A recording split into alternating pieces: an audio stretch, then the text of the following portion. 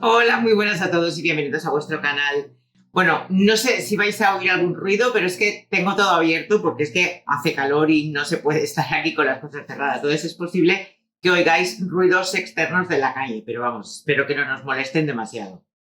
Y bueno, hoy estamos ya en el capítulo 3, titulado La percepción inocente. Vamos a empezar con el primer apartado que se llama Expiación sin sacrificio. Vamos a continuar con la lectura explicada del librito de Un Curso de Milagros. Así que os espero dentro.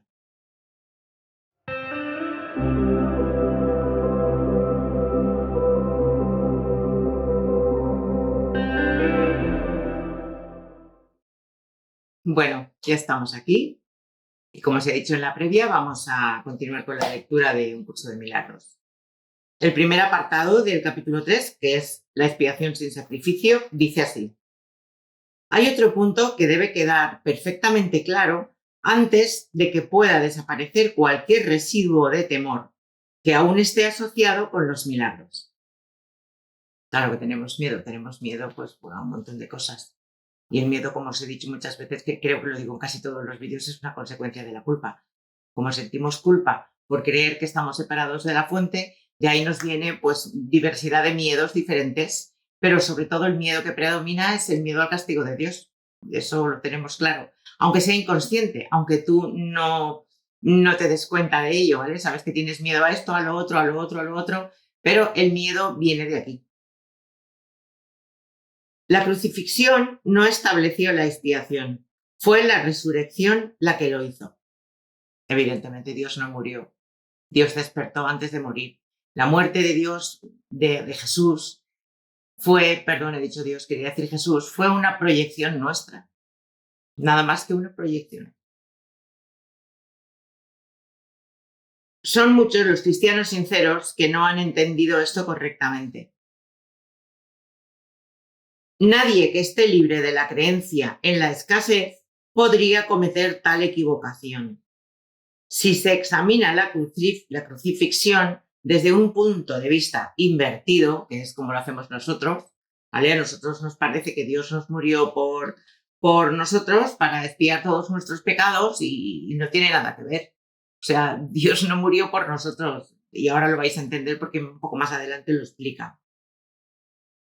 Si se examina la crucifixión desde un punto de vista invertido, parece como si Dios hubiese permitido e incluso fomentado el que uno de sus hijos sufriese por ser bueno.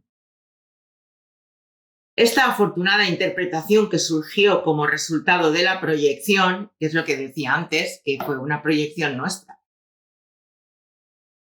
ha llevado a muchas personas a vivir sumamente atemorizadas de Dios. A ver, daos cuenta que si nos han vendido al Dios castigador, a un Dios que está controlando lo que haces, lo que no haces, si cometes pecados, si no cometes pecados, te está controlando todo el tiempo. Le tenemos en nuestra parte inconsciente, le tenemos un miedo terrible a Dios porque creemos que Él que es tal y como nos lo han vendido. ¿Vosotros creéis que Dios va a enviar un hijo para que, para que lo maltraten y lo torturen y lo crucifiquen? ¿Para que pague por los pecados de los demás? ¿Realmente creéis que Dios es esto? Es que si pensáis esto, tenemos un problema. Hay que cambiar la percepción, pero totalmente. Estamos diciendo que Dios es un espíritu puro de amor, es el creador, es el Padre, que ama infinitamente a su Hijo. ¿Cómo va a hacer una cosa así? O sea, es terrible, daos cuenta, esto es terrible, este pensamiento. Y encima a un hijo inocente. O sea, encima es que no va a enviar a un hijo malo, va a enviar a su hijo inocente. O sea, es que esto es un sinsentido. Estamos tan locos, tenemos la cabeza tan mal. En fin, tales conceptos antirreligiosos, ya dice que son antirreligiosos, o sea, daos cuenta, se infiltran en muchas religiones. Claro, es lo que se estaba diciendo, es lo que nos han vendido, lo que nos ha vendido la religión y nos lo hemos creído a pies juntillas. Claro, hace unos años no teníamos el nivel de conciencia que tenemos ahora, con lo cual, pues bueno, te creías lo que te decían, pero gracias a Dios estamos en el buen camino del despertar y de darnos cuenta de cómo son reales las cosas. No es como nos lo han contado. El auténtico cristiano, sin embargo, debería hacer una pausa y preguntarse, ¿cómo iba a ser posible esto? Eso que os estoy contando. ¿Cómo iba a ser posible que Dios mismo fuese capaz de albergar el tipo de pensamientos que sus propias palabras han señalado claramente que es indigno de su Hijo? A ver, si está continuamente diciendo, o sea, se nos ha dicho por activa y por pasiva, y sobre todo en este libro, que el Hijo de Dios es inocente, que el pecado no existe. ¿Cómo va a hacer Dios una cosa así? Es repetir lo que ya acabo de decir, pero es que el Hijo de Dios es inocente, el pecado no existe. Estamos soñando, estamos proyectando lo que tenemos en la mente. Son todo proyecciones nuestras. Y como sentimos culpa, pues son proyecciones de miedo. Seguimos. La mejor defensa, como de costumbre, consiste en no atacar la posición de otro, sino más bien en proteger la verdad. No es muestra de sensatez aceptar un concepto si para justificarlo tienes que invertir todo un marco de referencia. Se nos está diciendo todo el tiempo que el Hijo de Dios es inocente. Para aceptar el hecho de que Jesús fue crucificado por nuestros pecados, tendríamos que cambiar todo lo que estamos aprendiendo ahora, todo el marco de referencia que tenemos. Con lo cual, esto nos da más motivos para pensar que es cierto lo que nos está contando un curso de milagros. Este procedimiento es doloroso en sus aplicaciones menores y verdaderamente trágico a una escala mayor. Daos cuenta que si tú tienes un mal pensamiento durante X tiempo y lo mantienes, si ese pensamiento es algo como algo pequeño, digamos, te va a traer unas consecuencias, pero a una escala mayor, o sea, cuando no sea un pensamiento, que sean muchos y que realmente te lo creas y que estés involucrada con todo esto, las consecuencias van a ser mucho mayores. Más o menos es lo que nos está diciendo. Con frecuencia, la persecución termina siendo un intento de justificar la terrible y errónea percepción de que Dios mismo persiguió a su propio Hijo en nombre de la salvación. Es terrible. Ni siquiera las palabras mismas tienen sentido. Es que exacto, es que no tiene ni sentido esto. Superar esto ha sido sumamente difícil, pues si bien este error no es más difícil de corregir que cualquier otro, son muchos los que no han estado dispuestos a abandonarlo, en vistas de su eminente valor como defensa. Es que es lo que os decía, nos han vendido esto y nos lo hemos creído. Y ahora, pues bueno, hay mucha gente que, como dicen, no está dispuesta a abandonar esta idea, pero bueno, yo creo que poco a poco, o paso a paso, no voy a decir poco a poco, voy a decir paso a paso, todo vendrá a su cauce. Un ejemplo menos dramático es el del padre que dice, esto me duele a mí más que a ti, pero se siente exonerado al darle una paliza a su hijo. Esto es, pues eso, como cuando tú le das un bofetón a tu hijo y le dices, lo hago por tu bien, porque esto me duele a mí más que a ti. Sí. Claro, si el padre dice que somos inocentes, nosotros, pero claro, si nosotros nos creemos que Dios persiguió a su hijo y lo envió para que lo crucificaran y pagaran por nuestros pecados, bueno, pues cuando yo le doy un bofetón a mi hijo, pienso, bueno, pues si Dios lo hizo, yo también puedo.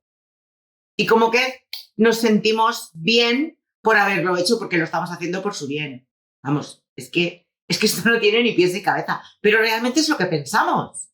Le damos un bofetón al niño o un azote al culo y le decimos, es que me duele esto, me duele más a mí que a ti, lo hago por tu bien. Vamos, es que es terrible, es terrible.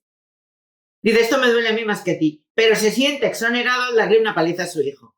¿Crees que nuestro padre piensa realmente así? Por supuesto, yo digo que no, rotundamente. Es tan esencial eliminar cualquier pensamiento de este tipo que debemos asegurarnos de que nada semejante permanezca en tu mente.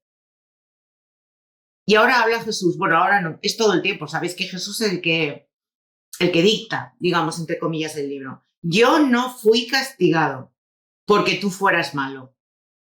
Queda claro esto, ¿eh? Espero que quede claro porque es terrible pensar así. La lección completamente benévola que la expiación enseña se echa a perder si se mancilla con cualquiera de las formas en que esta clase de distorsión se manifiesta.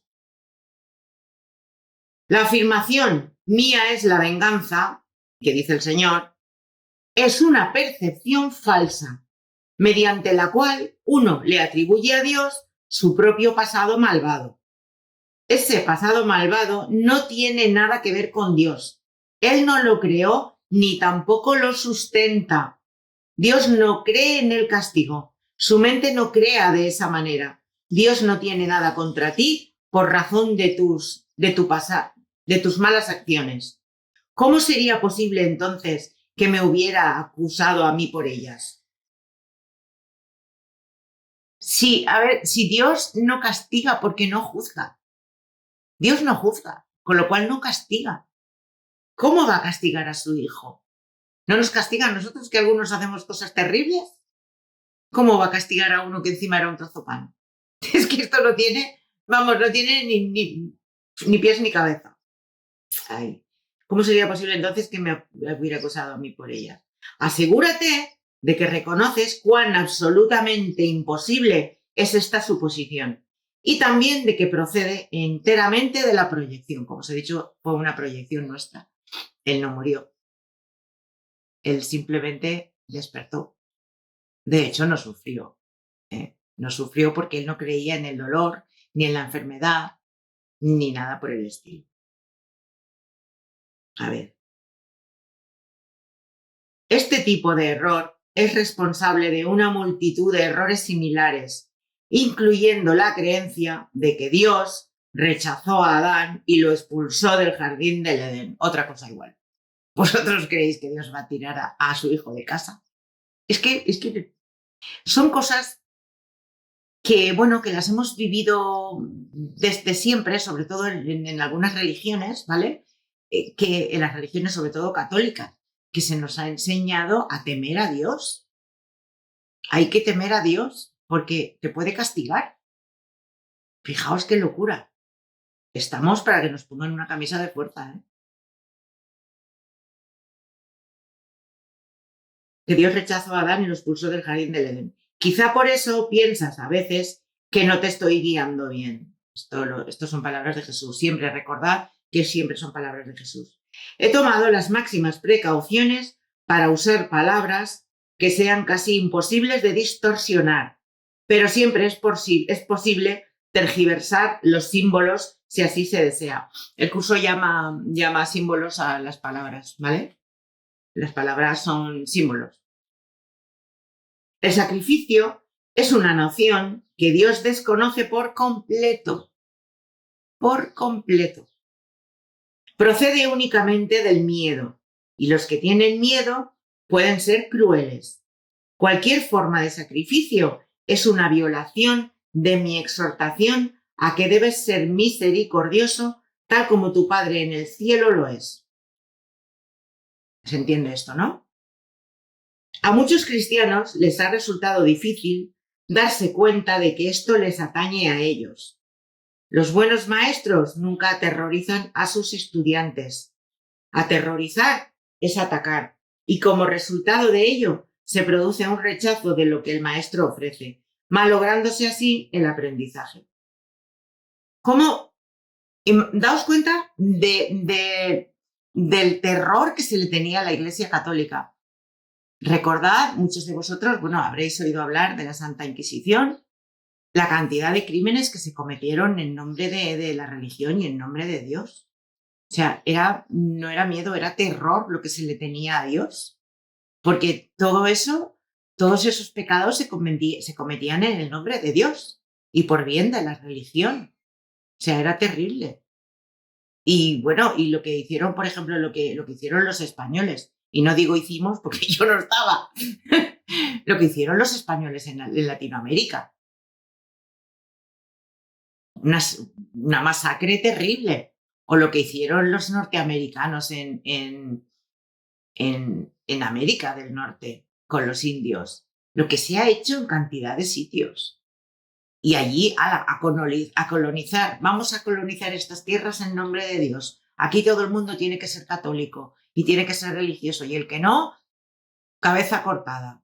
daos cuenta, ¿cómo no le vamos a tener miedo a Dios? Aunque sea inconsciente. Ese miedo se ha ido pasando, se ha ido pasando, se ha ido pasando en la memoria y es un miedo inconsciente, pero es un miedo terrible. Entonces, claro, cuando cualquier acto que tú cometas que creas que no estás obrando bien, ya tenemos la culpa, ya sentimos culpa, porque claro, esto que estoy haciendo no está bien y como encima piensas que Dios te va a castigar con las cosas que haces, pues detrás de la culpa viene el miedo, que es la consecuencia. Estamos atados de pies y manos, como nos espabilemos. Hay que espabilar ya, pero ya, o sea, y no dar credibilidad a este tipo de cosas. Ay, señora.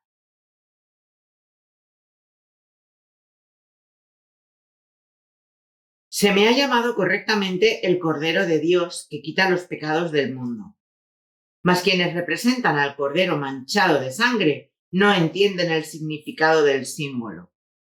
Cordero de Dios está bien, pero no sangriento. ¿Eh? Si se entiende correctamente, es un símbolo muy simple que habla de mi inocencia, la inocencia del corderito. ¿Vale? Jesús era inocente y como era inocente, se simboliza, es un símbolo, ¿no? Como un cordero, pero no como un cordero ensangrentado en la cruz que vino a pagar por nuestros pecados. Lo que simboliza el Cordero de Dios que quita el pecado del mundo es la inocencia de Jesús, no el sacrificio.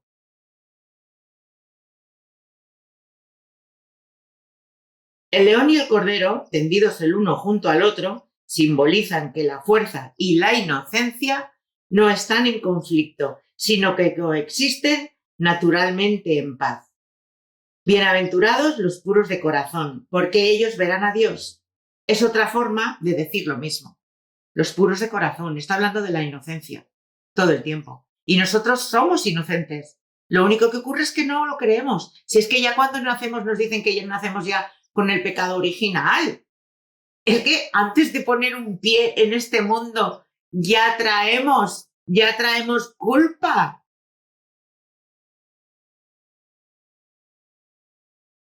Una mente pura conoce la verdad y en esto radica su fuerza. No confunde la destrucción con la inocencia, porque asocia la inocencia con la fuerza y no con la debilidad. Una mente pura no tiene miedo. Una mente inocente no tiene miedo. Un ser inocente no puede tener miedo, porque es sabiduría. No tiene culpa y como no tiene culpa, no hay miedo. Es sabiduría.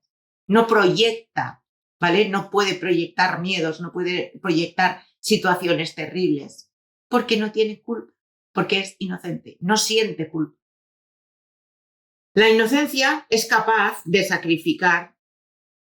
La inocencia es capaz de sacrificar nada, porque la mente inocente dispone de todo y solo se esfuerza por proteger su plenitud. ¿Eh? Una mente inocente ya es abundante en todos los aspectos, ya lo tiene todo. Entonces no tiene nada que expiar, no tiene nada que perdonar, simplemente se tiene que dedicar pues a proteger su inocencia, a repartirla, a ver qué es pleno, a disfrutar de esa plenitud. No puede proyectar, tan solo puede honrar a otras mentes, porque honrar a otros es el saludo natural de los verdaderos amados hacia los que son como ellos. El Cordero quita los pecados del mundo, en el sentido de que el estado de inocencia o gracia es uno en el que el significado de la expiación es perfectamente obvio. Esto se entiende, ¿no? Es lo que he estado explicando hasta ahora. La expiación carece por completo de ambigüedad. Es perfectamente inequívoca porque existe en la luz. Únicamente los intentos de ocultarla en las tinieblas han hecho que sea inaccesible para aquellos que eligen no ver. O sea, aquí se trata de una decisión. Si quieres ver, es una cosa. Vas a ver la expiación y la expiación te va a llevar a, digamos, a encender las luces de tu mente, ¿vale? A que se enciendan las luces y a sentirte inocente. que es lo que realmente queremos. Cuando no sintamos culpa, estaremos en un sueño feliz, co-creando con la fuente y, bueno, repartiendo sobre todo inocencia y viendo el Cristo en todos los demás. Porque cuando tú seas inocente, solo puedes ver la inocencia solo ve inocencia. Entonces, en lugar de ver el ladrón en tu hermano, vas a ver al Cristo, porque no ves la maldad. ¿Por qué hacía Jesús milagros? Jesús hacía milagros porque era inocente. Entonces, él no contemplaba la enfermedad. Como no creía en la enfermedad, no la veía. Y como no la veía, hacía milagros. Es muy evidente y una cosa lleva a la otra. ¿Por qué enfermamos nosotros? Porque creemos en la enfermedad. Y como creemos en la enfermedad, pues enfermamos, nos morimos, y si no enfermamos nosotros, vemos la enfermedad a nuestro alrededor. Bueno, esto es un caos total, un caos que solo con el perdón nos podemos quitar de encima. Con el perdón, con la expiación que forma parte del perdón. Vamos a perdonar con ayuda del Espíritu, que para eso lo tenemos al Espíritu Santo y a Jesús, que ha ido por delante de nosotros. La expiación de por sí solo irradia verdad. Es, por lo tanto, el epítome, lo máximo, de la mansedumbre y derrama únicamente bendiciones. No podría hacer eso si procediese de cualquier otra fuente que no fuera la perfecta inocencia. Nos está diciendo lo mismo del derecho, del revés y en oblicuo. La inocencia es sabiduría, porque no tiene conciencia del mal, y el mal no existe. Es lo que os acabo de decir. La resurrección demostró que nada puede destruir la verdad. El bien puede resistir cualquier clase de mal, al igual que la luz disipa cualquier clase de oscuridad. Cuando tú enciendes una velita en un cuarto oscuro, por pequeña que sea la velita, la oscuridad desaparece. Puede haber más claridad, menos claridad, pero ya no hay oscuridad. La expiación es, por lo tanto, la lección perfecta. De aquí no vamos a salir de este sueño de dolor, de sufrimiento, de carencia, de pérdida, de muerte, de sacrificio. No vamos a salir si no es por medio del perdón. Y la expiación forma parte del perdón, como os acabo de decir antes. La expiación es, por lo tanto, la lección perfecta. Es la demostración concluyente de que todas las demás lecciones que enseñé son ciertas. Si puedes aceptar esta generalización ahora, no tendrás necesidad de aprender muchas otras lecciones de menor importancia. Basta con que creas esto para que te liberes de todos tus errores. Pero que lo creas de verdad, no de boquilla, porque sí, yo puedo decir... yo no creo en el dolor. De hecho, lo digo y lo repito y me lo digo todos los días infinidad de veces, ¿vale? Hago en una expiación o hablando con mi Espíritu Santo. Líbrame de esto, enséñame cómo verías tú esto. No, entrego a la expiación la idea equivocada de que existe el dolor, de que existe la muerte, pero yo sigo viendo muerte a mi alrededor. Mientras siga habiendo muerte es porque el perdón no es total. Hasta que no llegue al total perdón, voy a seguir viendo muerte, voy a seguir viendo dolor, ¿vale? Esto hay que tenerlo muy claro, porque ¿cuántas veces hemos creído en la muerte y en el dolor desde que nacimos? Desde que nacimos, ya cuando eres pequeño, que no tienes miedo al dolor, porque no sabes ni lo que es el dolor ni lo que es la muerte, ya viene tu mamá o tu papá. A ver, no lo digo como crítica, lo digo porque el nivel de conciencia que hay. Y ya te dicen, ay, no te subas ahí, que te vas a caer y te vas a hacer daño. Antes de experimentar el dolor, ya te lo están enseñando. Entonces, ¿cómo no vamos a creer en el dolor? Con lo cual, con tantas veces que hemos dicho y hemos afirmado y hemos creído que el dolor existe, solo con que digamos 4 o 5 veces que no es real el dolor, que el dolor no es real, que el dolor no es real, no vamos a dejar de creer. Tenemos que machacar y machacar y machacar porque, claro, fijaos, Los años, yo por ejemplo, con 58 años que tengo, ¿cuántas veces habré creído en el dolor? Pues ahora otras tantas veces tengo que creer en lo contrario o descalificar aquello que yo había pronosticado, o sea, había sentenciado, ¿no? Esto es lógico, esto es lógica pura. No con una vez, ya, no. La inocencia de Dios es el verdadero estado mental de su Hijo. Ese es el verdadero estado mental nuestro, pero hay que llegar a él. En ese estado, tu mente conoce a Dios, pues Dios no es algo simbólico, Dios es un hecho. Si no, ¿a santo de qué ibas a estar tú aquí? Cuando conoces a su Hijo tal como es, te das cuenta de que la expiación y no el sacrificio es la única ofrenda apropiada para el altar de Dios, en el que solo la perfección tiene cabida. Estas otras, que somos perfectos.